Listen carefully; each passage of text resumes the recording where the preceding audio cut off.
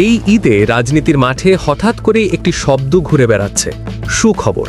কিন্তু এই সুখবরটা আসলে কি?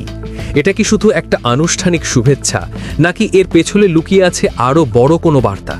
কারণ রাজনীতিতে আসল বার্তা কখনো মুখে বলা হয় না, সেটা কাজের মাধ্যমে দেখানো হয়।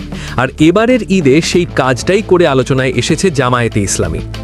ঈদের আগে সাধারণত আমরা যে দৃশ্য দেখি, ত্রাণ বিতরণের নামে বিশৃঙ্খলা, লম্বা লাইন, ক্যামেরার সামনে হাসি মুখে ছবি তোলা, সেই চেনা চিত্রের বাইরে গিয়ে এবার ভিন্ন এক বাস্তবতা সামনে এসেছে। দাবি করা হচ্ছে দলটি সারা দেশে সংগঠিতভাবে ঈদ উপহার ও খাদ্য সামগ্রী বিতরণ করেছে, যেখানে মূল ফোকাস ছিল শৃঙ্খলা এবং নিরবিচ্ছিন্ন ব্যবস্থাপনা। কোনো বড় মঞ্চ নয়, কোনো বাড়তি প্রচারণা নয়, বরং সরাসরি মানুষের দোরগোড়ায় পৌঁছে দেওয়ার চেষ্টা।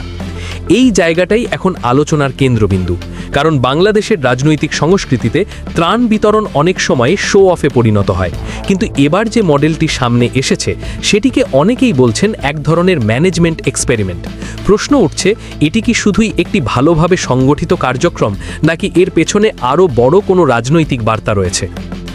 আরেকটি গুরুত্বপূর্ণ দিক হচ্ছে সরকারি বরাদ্দ ব্যবহারের বিষয়টি।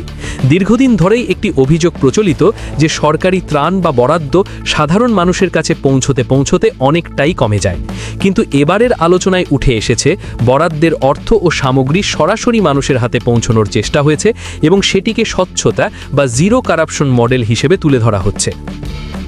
যদিও এই দাবিগুলো নিয়ে ভিন্ন মত রয়েছে, তবুও বাস্তবতা হলো এটি মানুষের মধ্যে একটি নতুন আলোচনার জন্ম দিয়েছে। মানুষ এখন তুলনা করছে কে কিভাবে কাজ করছে, কে কতটা কার্যকরভাবে মানুষের পাশে দাঁড়াতে পারছে। ত্রাণ বিতরণের আরেকটি বড় সমস্যা হলো বিশৃঙ্খলা। অনেক সময় দেখা যায় সাহায্য নিতে গিয়েই মানুষকেই অপমানিত হতে হয়। কিন্তু এবার যে চিত্রটি তুলে ধরা হচ্ছে, সেখানে বলা হচ্ছে স্বেচ্ছাসেবকদের মাধ্যমে শৃঙ্খলভাবে সম্মান বজায় রেখে বিতরণ করা হয়েছে। এমনকি যারা প্রকাশ্যে আসতে পারেন না, বিশেষ করে নিম্ন মধ্যবিত্ত পরিবার, তাদের কাছেও নীরবে সহায়তা পৌঁছে দেওয়ার চেষ্টা হয়েছে। এই বিষয়টি অনেকের কাছে আবেগের জায়গা তৈরি করেছে, কারণ সমাজে এমন একটি বড় শ্রেণী আছে যারা সাহায্য প্রয়োজন হলেও প্রকাশ্যে তা নিতে পারে না। তাদের জন্য আলাদা করে চিন্তা করা, এটিকে অনেকে একটি সামাজিক সংবেদনশীলতা হিসেবেও দেখছেন। এখন আসা যাক সবচেয়ে গুরুত্বপূর্ণ প্রশ্নে, এই পুরো উদ্যোগের আসল বার্তা কি? রাজনৈতিক বিশ্লেষকদের একটি অংশ বলছেন এটি মূলত একটি মডেল শোকেস, অর্থাৎ একটি দল দেখাতে চাইছে যে তারা যদি সীমিত পরিসরে এমন একটি সংগঠিত ও স্বচ্ছ ব্যবস্থাপনা করতে পারে, তাহলে বৃহত্তর পরিসরে অর্থাৎ রাষ্ট্র পরিচালনায় গেলে তারা কি করতে পারে। এখানেই কল্যাণ রাষ্ট্র বা ওয়েলফেয়ার স্টেট ধারণাটি সামনে আসে। একটি কল্যাণ রাষ্ট্রে নাগরিকের মৌলিক চাহিদা পূরণের দায়িত্ব রাষ্ট্র নিজেই নেয়। ইউরোপের অনেক দেশ এই মডেলে পরিচালিত হয়। এখন প্রশ্ন হচ্ছে, বাংলাদেশের মতো দেশে কি এই মডেল বাস্তবায়ন সম্ভব? এই ঈদের কার্যক্রমকে অনেকেই সেই সম্ভাবনার একটি ট্রেলার হিসেবে দেখছেন। তবে সমালোচকরা বলছেন একটি স্বল্পমেয়াদী ত্রাণ কার্যক্রম আর একটি পূর্ণাঙ্গ রাষ্ট্র পরিচালনা এক জিনিস নয়, তাই এটিকে সরাসরি তুলনা করা ঠিক হবে না।